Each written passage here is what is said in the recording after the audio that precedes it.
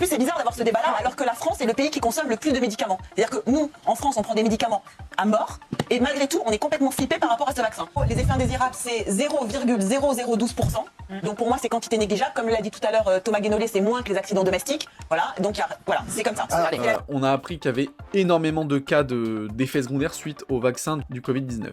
Et on a bien sûr Géraldine Maillet qui était une pro-vaccin. Alors je ne sais pas pourquoi, hein, parce que peut-être qu'elle a été sponsorisée par Pfizer, j'en sais rien. Et il y a toujours eu de nombreux débats, comme quoi elle disait, c'est pas grave, du moment qu'on sait pas si on va choper la maladie ou quoi, vaut mieux se vacciner et tout. Bon, elle était clairement matrixée par ça. Et après, t'as les gens plus intelligents qui disent, si je ne risque pas grand-chose, je ne vais pas me foutre un produit dans le corps, dans le sang, qui va, je crois, même jusqu'à l'ARN, si je n'ai pas forcément besoin de ce truc, en fait. Surtout qu'il peut avoir des effets secondaires. On apprend qu'il y avait vraiment eu des cas, et en fait, elle fait ce rapport entre le nombre de vaccinés qu'il y a eu et le nombre de gens qui ont des effets indésirables. Et le résultat est de 0,0 et quelques %. Et ce qui est marrant, c'est qu'en fait, elle utilise le même argument pour se protéger elle, alors que c'est le même argument qu'ont ceux qui étaient anti-vax. À savoir qu'elle dit que le chiffre est tellement dérisoire que, entre guillemets, c'est pas grave. Alors que le nombre de morts qui ont eu des problèmes de la Covid, qui n'étaient pas dans les trucs à risque qu'on savait, c'est-à-dire, je sais pas, plus de 70 ans, ou alors diabétique, ou comorbidité, ou je sais plus quoi, il était le même, moins de 0,1%. Vraiment, c'était le même ordre de grandeur que ce qu'il y a là. Donc c'est marrant que,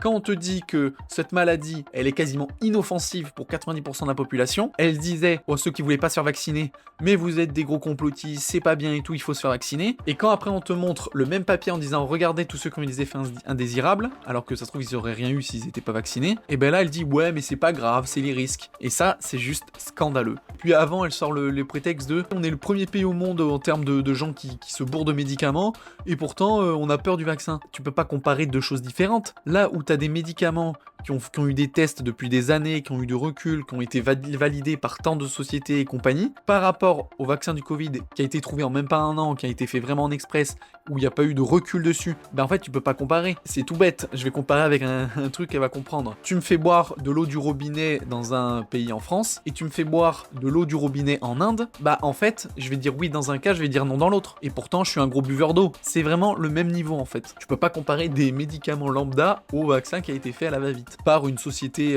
multirécidiviste dans la fraude et dans le charlatanisme, qui a reçu des milliards d'amendes, à savoir Pfizer, et qui là fait des coups commerciaux de malade pour regagner des milliards là-dessus. Donc en fait, voilà, quand t'es un minimum intelligent, que tu utilises ton cerveau, tu comprends qu'il y a un truc qui va pas. Les effets indésirables en soi, on s'en fout. Ah non. Ah si, on s'en fout. Ah non, on s'en fout si c'est un mal nécessaire. Oui. C'est-à-dire qu'en fait, l'effet indésirable, il faut qu'on relève d'un bénéfice.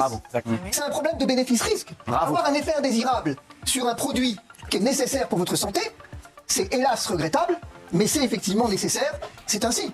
Là, quoi ajouter d'autre, Divisu a complètement raison. C'est vraiment le coût bénéfice-risque. Quand t'as des effets indésirables sur quelque chose qui est hyper important, admettons, il y a la peste qui arrive, il y a des taux de mortalité énormes de 50% de la population, c'est triste si tu meurs d'un effet indésirable du vaccin, mais en soi, il vaut mieux prendre le vaccin, sinon t'as genre une chance sur deux de crever de la peste, par exemple. Mais dans un truc comme la Covid, où je le rappelle, il y avait moins de 0,1% de risque de mourir, là, en fait, ça fait plus chier de se voir imposer un vaccin qui peut comporter des risques.